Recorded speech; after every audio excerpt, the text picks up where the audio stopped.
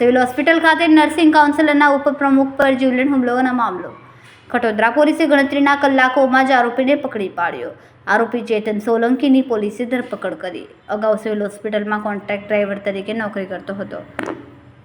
હુમલો કરીને ગાડીમાં તોડફોડ કરીને ગાડીમાં મૂકેલી બેગ લઈને ફરાર થઈ ગયો હતો. પોલીસે લૂંટ અને મારામારીનો ગુનો દાખલ કરીને તપાસ શરૂ કરી. ફરિયાદી અને આરોપી ઓળખાતા હોય છે અને આરોપીના ઘરમાં પારિવારિક ઝઘડો પતિ પત્ની સાથે ચાલતો હતો. આરોપી દ્વારા પારિવારિક ઝઘડાનું સમાધાન કરાવવા માટે ઇકબાલ કડીવાલે કહેતા સમાધાન કરવાનું કડીવાલા દ્વારા ઇનકાર કર્યો. આરોપી આવેશમાં આવીને હુમલાને અંજામ આપ્યો.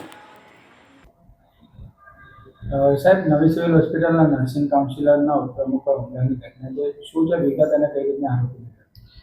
આજરોજ સવારના સમયે વહેલી સવારે 5 વાગ્યાની આસપાસ નર્સિંગ કાઉન્સિલના ઉપપ્રમુખ તેમજ ટ્રોમા સેન્ટરના ઇન્ચાર્જ ઇકબાલભાઈ કડીવાલાએ પોલીસ સ્ટેશન ફરિયાદ આપેલ છે કે સવારના સમયે પોતાના કામથી બહાર જતા તે દરમિયાન સિવિલના ગેટ પર પાણીની બોટલ લેવા માટે ઊભા થયેલા હતા.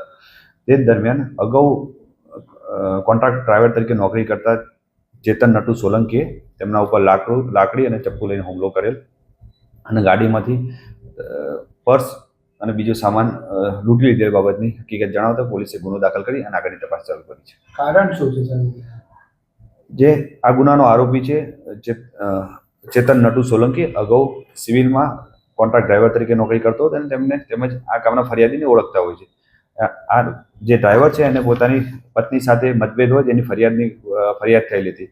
તે બાબતે તેની એવી અપેક્ષા હતી કે ઇકબાલભાઈ તમે વચ્ચે પડી અને મારા ફરિયાદમાં સમાધાન કરાવો. જે બાબતે ઇકબાલભાઈ પોતે આવા તમારા વ્યક્તિગત અને પરિવારના ઝઘડામાં મદદ કરવા માટે અને વચ્ચે પડવાની ના પાડતા તેને ઉશ્કેરાઈ જઈ અને આવેશમાં આવી અને આ રીતનો હુમલો કરેલ છે. સમય મીડિયા ન્યૂઝ સાથે સુનિલ પાટીલ, સુરત.